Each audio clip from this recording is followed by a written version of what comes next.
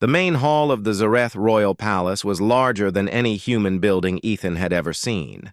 The high crystal ceilings sparkled with soft light, and walls were decorated with patterns that shifted like water. Hundreds of alien nobles stood, in silence, wearing robes of shining fabric, each one watching the entrance.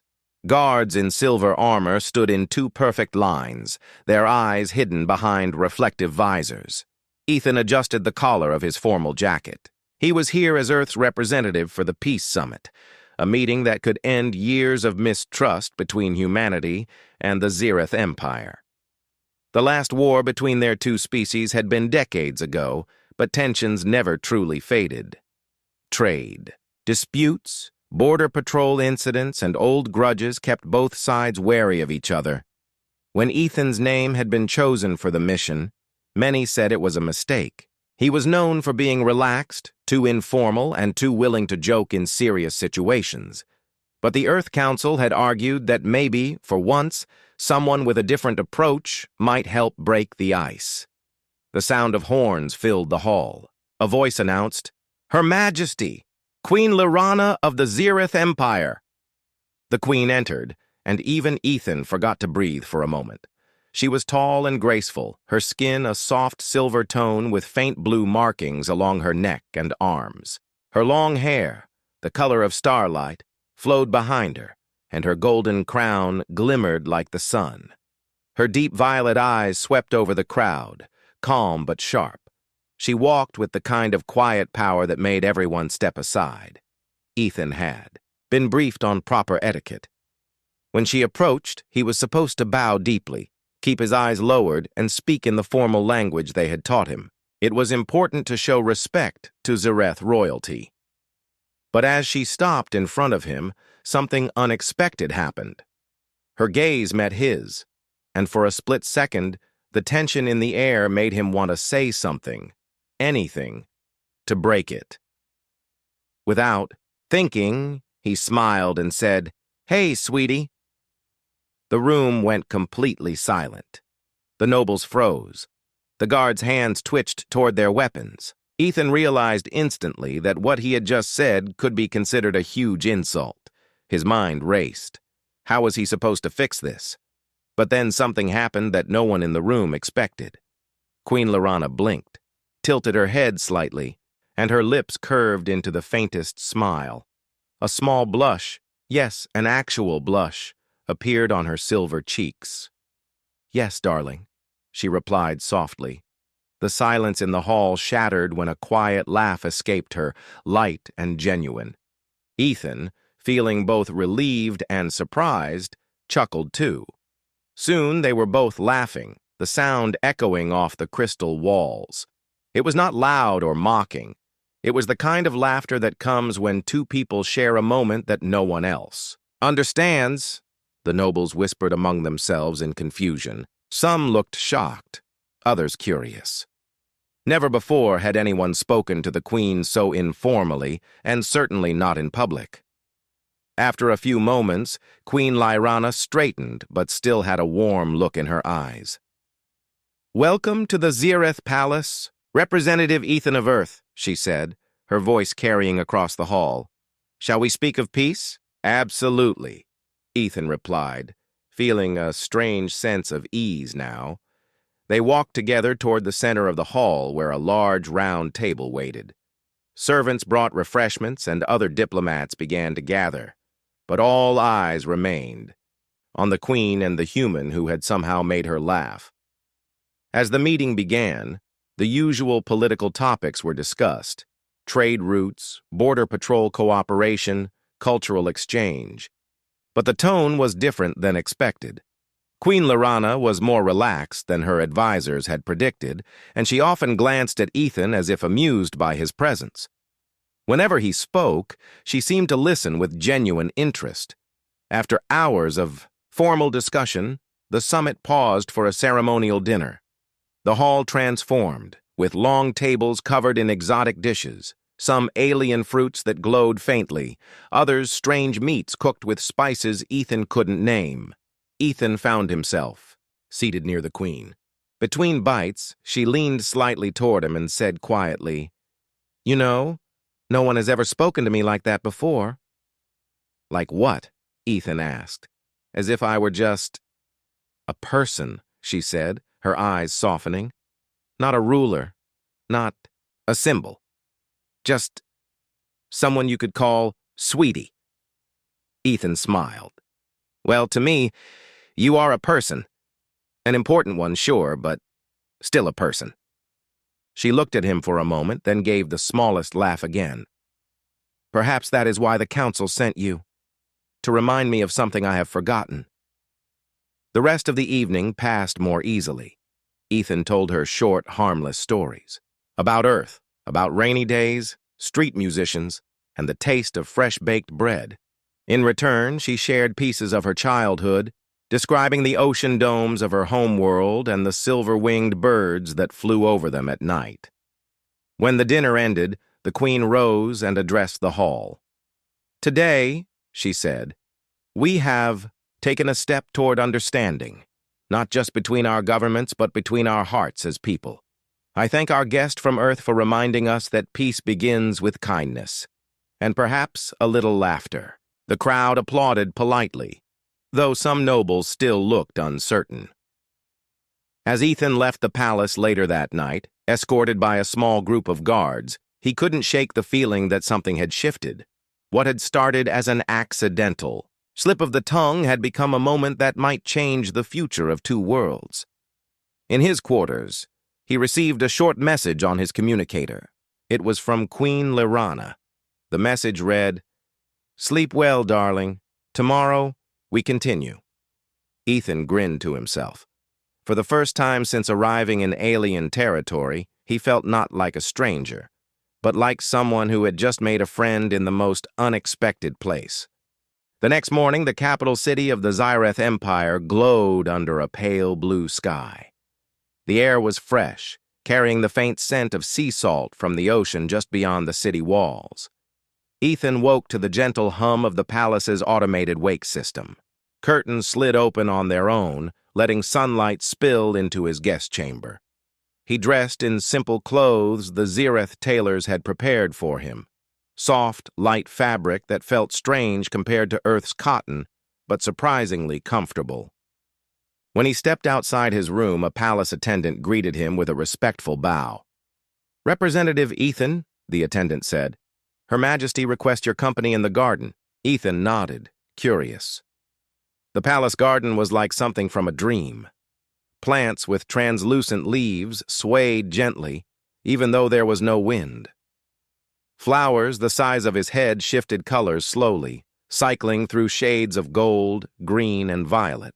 A stream of clear water wound between smooth, glowing stones, and small winged creatures fluttered above it, leaving trails of light in the air. Queen Lirana was already there, standing near the stream. She was dressed more simply than the day, before without her crown. Her silver hair was braided loosely over one shoulder, and she held a small cup of steaming tea in her hands. "Good morning, sweetie," Ethan said with a half-smile as he approached. She glanced over her shoulder, and the faintest blush touched her cheeks again. "Good morning, darling," she replied softly. "You slept well?" "Better than I expected," Ethan said. "Your palace is peaceful, very different from Earth's cities. And yet," she said, "Earth sounds alive, full of sound, movement, and things happening all at once. I've seen images, but I wonder if they capture the feeling." They walked slowly along the stream, talking about their homes. Ethan told her about summer nights when fireflies lit up fields, and the way rain sounded against a tin roof. Lirana described the great moon festivals of the Zyreth, when the ocean domes reflected twin moons and the entire city gathered for music and dance. Their conversation felt easy, even though they came from such different worlds. After a while, Lirana led him to a shaded area where a low table had been prepared. There were dishes of fruit that shimmered faintly, bread-like rolls filled with spiced paste, and a sweet drink that tasted like honey mixed with mint. As they ate, Lirana's expression grew thoughtful. "Ethan," she said, "do you know why I wanted to meet you in private. I guess you wanted a break from all the politics, he said lightly. Partly, she admitted. But also, yesterday, when you spoke to me as if I were an old friend, it reminded me of a truth I have forgotten. My court is full of people who measure their words carefully, who speak only to gain something. You spoke without calculation. It felt honest. Ethan shrugged. I wasn't trying to make a point, it just slipped out. Perhaps that is why it mattered, she said. Their quiet moment was interrupted when a tall alien in dark robes approached.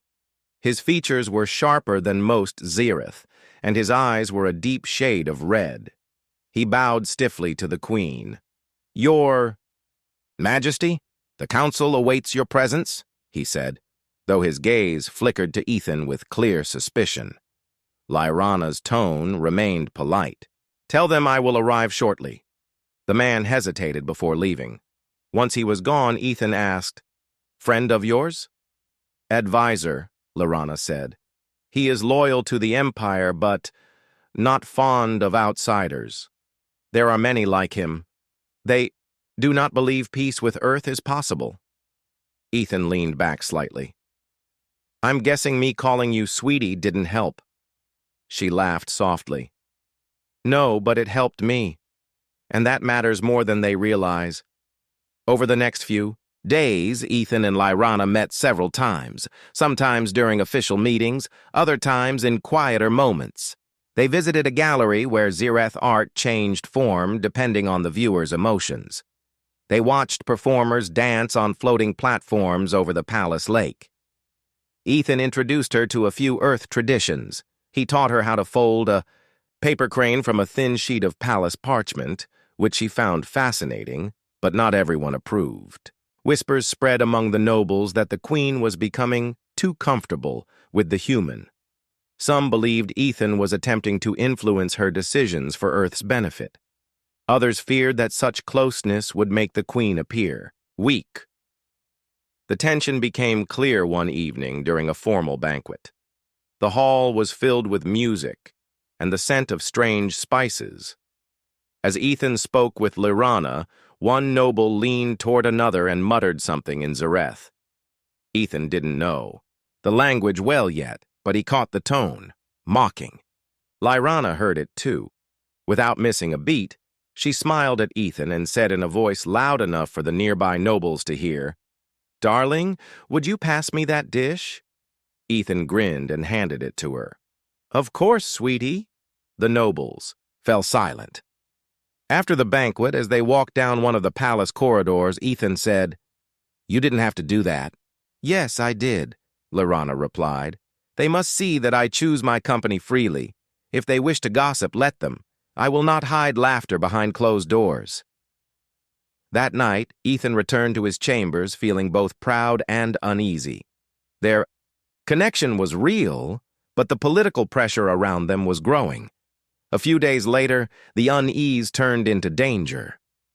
Ethan was walking through one of the palace courtyards when a sharp flash of light caught his eye. In the same instant, a pulse of energy shot toward the balcony above, where Lyrana stood, speaking with two advisors.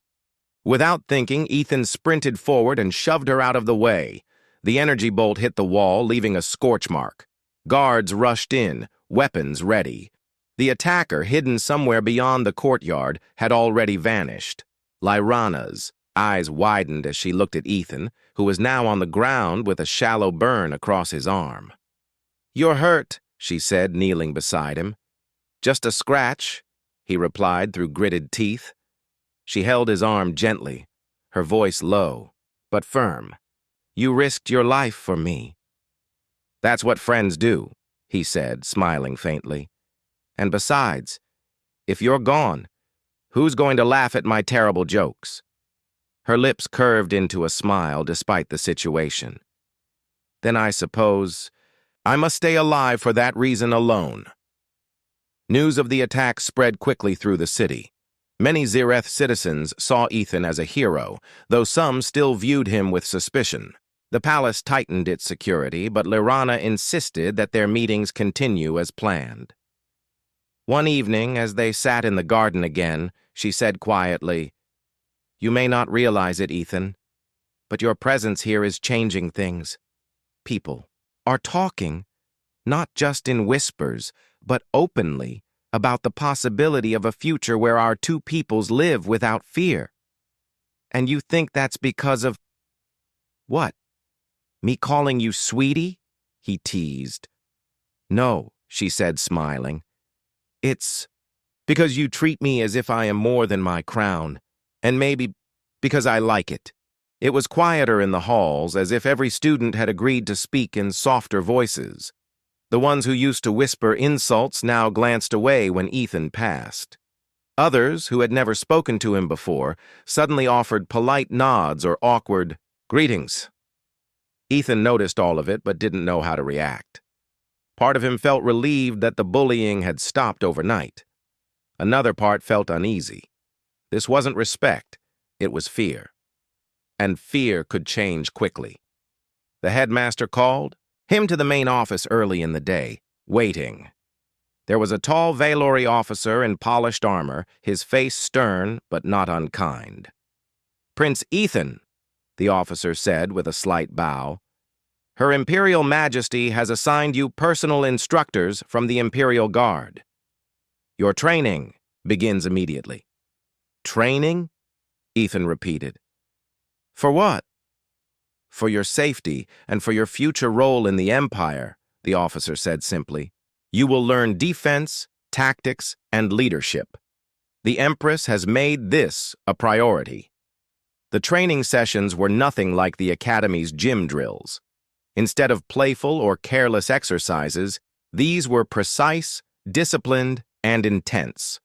His first instructor, Commander Vera, was a broad-shouldered Valori woman with silver hair tied back tightly. "You will not be treated as a child here," she told him. "You are heir to the Empire. You will train as one." The first week was difficult. Valori combat techniques relied on speed, flexibility, and an understanding of an opponent's body language. Ethan's human muscles weren't as quick, and his movements were often clumsy compared to the fluid precision of Valori fighters. But where he lacked speed, he made up for it with persistence. Again and again, he fell during sparring. Again and again, he got back up. Vera noticed. She never praised him directly, but once, as she walked past, she murmured, "Good. Humans are stubborn. Use that." Word of his training spread through the academy. Some students grew curious and came to watch during breaks. Ethan didn't, liked the attention, but he focused on his lessons. One afternoon, Commander Vera set up a simulation in the combat dome. Floating platforms moved in random patterns while drones fired low-energy stun bolts. The objective was to reach the center beacon without being hit. Alien cadets usually won by using their superior agility, leaping from platform to platform. Ethan, knowing he couldn't match them in speed, studied the drone's firing patterns. Instead, he noticed small pauses between shots and used those moments to move. While the others dashed and stumbled, Ethan moved carefully, timing each step. To everyone's surprise, he reached the beacon first. Vera watched the stunned faces in the crowd and said, "Speed is nothing without thought. Remember that." Not everyone was pleased with Ethan's rise in skill. Jex, the Raxil boy who had led the bullying before, now watched from the shadows with narrowed eyes. He had been forced to apologize publicly after the Empress's visit, but his resentment hadn't faded. Whispers reached Ethan that Jex was planning something for the upcoming interspecies combat tournament, a public event where students from different academies competed. Ethan tried to ignore it, but a quiet warning from Commander Vera made him reconsider. "In the arena, even accidents can be dangerous," she said. "Prepare for anything." The day of the tournament arrived. The arena was larger than the Academy's gym sphere, with floating obstacles, simulated terrain, and thousands of spectators watching both in person and through holographic broadcasts. The match format was simple. Teams competed to capture and Hold a central energy flag while defending against opponents. Ethan was assigned to a mixed-species team of 4. To his surprise, 2 of his teammates treated him respectfully from the start, trusting his judgment during planning. The third was Jex. "Looks like we're on the same side, Prince," Jex said with a false smile. "Don't get in my way." The starting horn sounded. Ethan's team rushed into action, leaping between platforms and climbing energy barriers. Jex moved fast, almost too fast, ignoring the plan they had discussed. Ethan kept to the edges, scanning the field. Then he saw it. A small drone disguised as part of the terrain, moving toward his path. It wasn't part of the official tournament. Equipment. His instincts told him something was wrong. As the drone passed near Jex, it tilted, aiming a concentrated pulse at Ethan. The blast could have knocked him unconscious if it hit directly, but instead of freezing, Ethan dropped to one knee, letting the shot pass over him, then grabbed a loose piece of arena debris and hurled it at the drone. The impact knocked it into the path of a real tournament turret, which destroyed it instantly.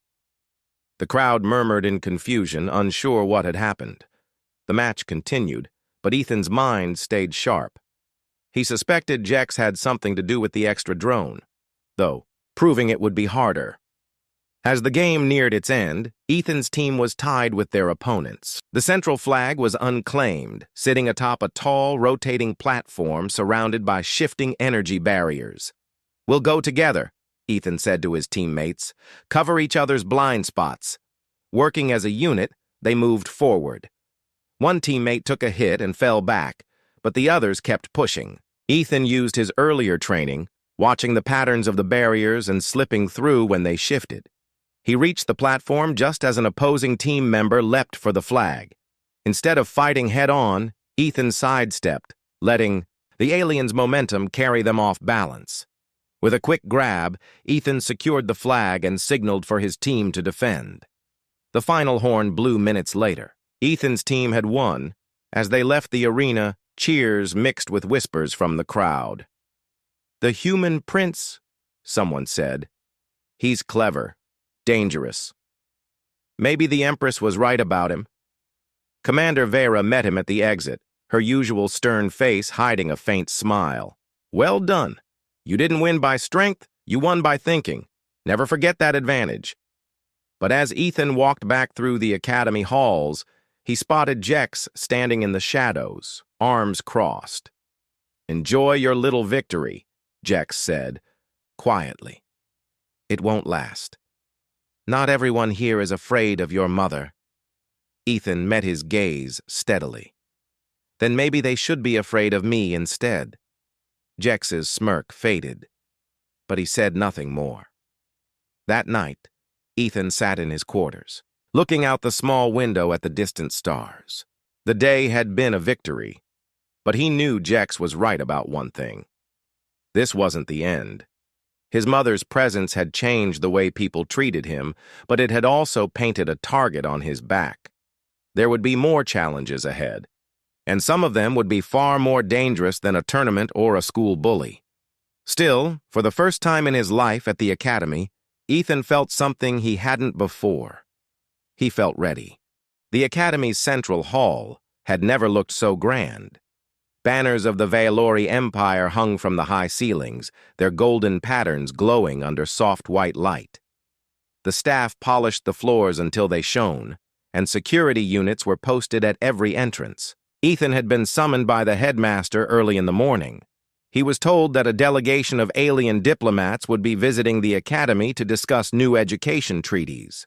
These treaties would decide how young students from different species were trained together. "And you will be there, Prince Ethan," the headmaster had said. "Your mother has requested it." Ethan's stomach tightened. "Why me?" "Because," the headmaster replied, "this is about the future of cooperation between humans and the rest of the galaxy. Your presence matters." As the day began, large transport shuttles arrived at the station, carrying the delegates. They came from various worlds: tall, insect-like representatives from the Krell, graceful, winged envoys from the Shale, and heavy, stone-skinned leaders from the Draven worlds. Each species had its own customs, colors, and way of moving. The Veilori Empress herself arrived last, surrounded by her elite guards. She wore ceremonial armor that shimmered with gold and violet. When she entered the hall, every diplomat stood in respect. She saw Ethan standing near the academy staff and gave him a slight nod, enough to let everyone know he was under her protection. The meeting began with formal speeches. Each diplomat took turns speaking about the treaty and their hopes for shared learning between species. Ethan listened quietly, though he noticed something quickly. Many of them spoke politely, but their words carried doubts about humans. The Shal delegate said, "While we welcome the presence of all species, we must be honest.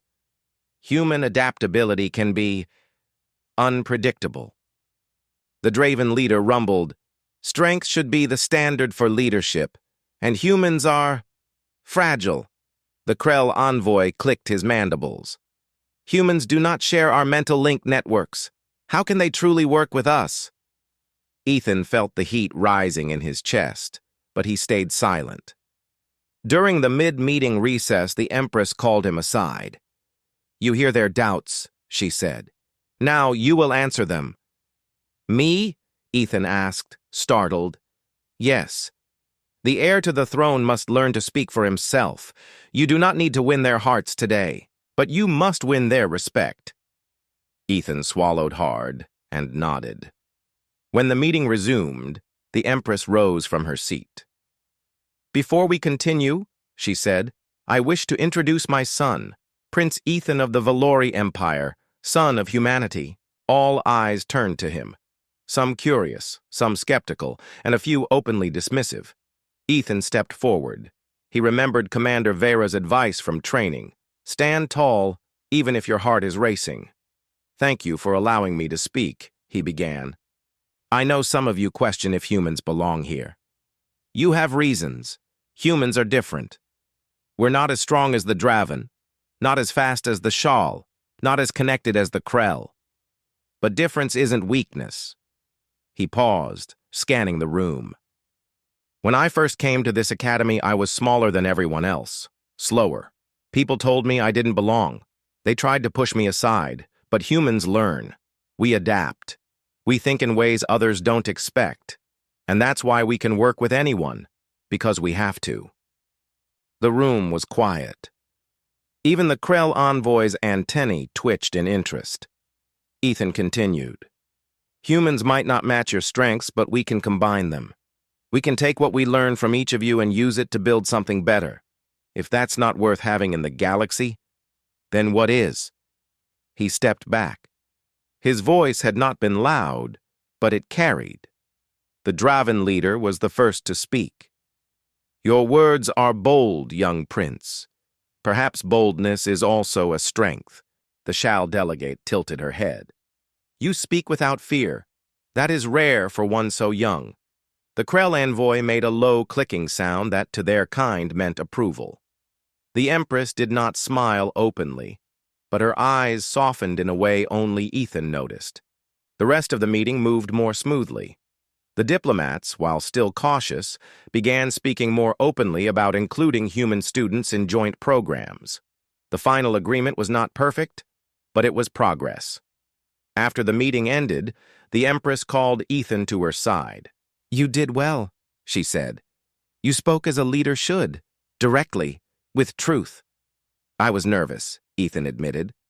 "Good," she replied. "Nervous means you care about the outcome. It is when you feel nothing that you should worry." Later, as the hall emptied, Ethan overheard voices near one of the side corridors. He recognized them. It was Jex and two other former bullies. "Did you see how they looked at him?" one said. "Like he actually belongs here." "We can't let him get comfortable," another muttered. "We won't," Jex said. "Let him have his little speeches. It just means the fall will be harder." Ethan stepped into view. "You're still talking about me?" he said, his voice calm. The three aliens froze, clearly not expecting him to hear. "I'm not afraid of you anymore," Ethan said. "And maybe you should start thinking about what happens when the rest of the galaxy isn't either." He walked past them without waiting for a reply. That night, Ethan sat by the large observation window in his quarters, watching the slow drift of ships leaving the station. He thought about the looks on the diplomats' faces, the shift from doubt to curiosity. He knew one meeting wouldn't change everything. There would still be people who saw him as just a human. But now, he also knew he could face them. For the first time, the title Prince didn't feel like a weight someone else had put on his shoulders. It felt like something he might actually grow into. The Academy's morning began like any other. Students walking through the bright corridors, teachers preparing lessons, and the distant hum of the station's systems. Ethan sat in the central hall, reviewing his notes from the previous day's training.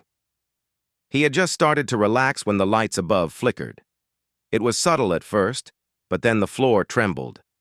Alarms blared through the halls, their sharp tones echoing off the walls. A voice came over the station's speakers. Urgent and loud! Attention! Unknown vessel detected. All non-essential personnel evacuate to secured areas immediately. Students began to panic, voices rising in confusion. Teachers tried to guide them toward the nearest safe zones, but the fear was spreading too quickly. Ethan stood, his mind already racing. Commander Vera appeared in the doorway, her armor gleaming even in the emergency lighting. Prince Ethan, with me, she ordered. What's happening? He asked, following her. A hostile ship just dropped out of hyperspace, she said. They're jamming our main comms and trying to force docking. Their target is unclear. But Ethan knew. You think they're here for my mother? Or for me? Vera didn't answer, which told him everything. Instead of heading straight to a safe room, Vera led him to the Academy's control hub. Holographic. Displays lit the air, showing the massive shape of the unknown vessel. Dark, jagged, and bristling with weapons. Station defense units were already mobilizing, but the enemy ship was far stronger than anything nearby. We've signaled the Sarathiel, one officer said, referring to the Empress's flagship. But they're several minutes away. We need to hold until then. Ethan studied the tactical display. The enemy's docking clamps were extending toward the Academy's eastern bay. If they locked on, hostile troops could storm the halls before help arrived. What if we shut down the eastern bay's power grid? Ethan suggested. It would force them to try another dock, buying us time. Vera glanced at him, surprised. That's actually not bad. But the control for that grid is on the far side of the Academy. I'll go, Ethan said. Vera hesitated, but she saw the determination in his eyes. Fine, but take 2. Guards with you, and stay ahead of the enemy. The corridors were chaos. Alarms flashed red along the walls as students and staff hurried to shelters. Ethan and the guards moved quickly, taking maintenance passages to avoid the main routes. As they neared the eastern section, the sound of metal cutting through metal echoed down the hall. The enemy was already trying to breach. Move! Ethan urged. They reached the power control room just as the first tremor from the docking clamps shook the walls. Inside, the room was lined with tall panels and glowing interfaces. One guard covered the door while Ethan and the other accessed the grid. Consul, there's a manual override, the guard said, but it requires a code. One only senior staff have? Ethan remembered something from his mother's visit. She had briefly used her royal clearance to access station systems. He still had that clearance linked to his ID, though he had never tried it. He placed his palm on the scanner. The interface beeped, then unlocked. Prince clearance accepted, the console announced. Within seconds, he rerouted the grid's energy and shut down the entire eastern bay. The lights in that section went dark and the clamps retracted with a metallic groan.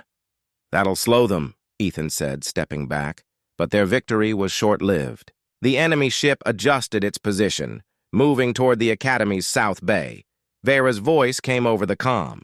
They're trying another approach. We can't keep playing chase. We need to trap them. Ethan thought fast. What if we flood the docking corridors with inert gas? It won't hurt anyone, but it'll make the air thick enough to mess with their sensors. There was a pause. Then Vera replied, "Do it."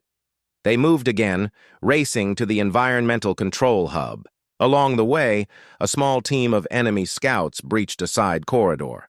The guards engaged them instantly, stun rifles flashing. Ethan ducked behind a support pillar, waiting for an opening. One hostile slipped past the guards, moving toward him. Instead of retreating, Ethan grabbed a maintenance rod from the wall and swung it low, catching the attacker's legs. The alien crashed to the floor, momentarily stunned, giving the guards time to secure him. "Not bad, Prince," one guard said, impressed. They reached the environmental hub and activated the inert gas release in the South Bay's approach tunnels. Almost immediately, the enemy ship's movements became erratic on the tactical display. They had lost clear readings and were slowing down. "Reinforcements inbound," Vera's voice reported. "Hold your position." Through a nearby viewport, Ethan saw the Sarathiel emerging from hyperspace, the sight of his mother's flagship, towering, gleaming, unstoppable, sent a wave of relief through him.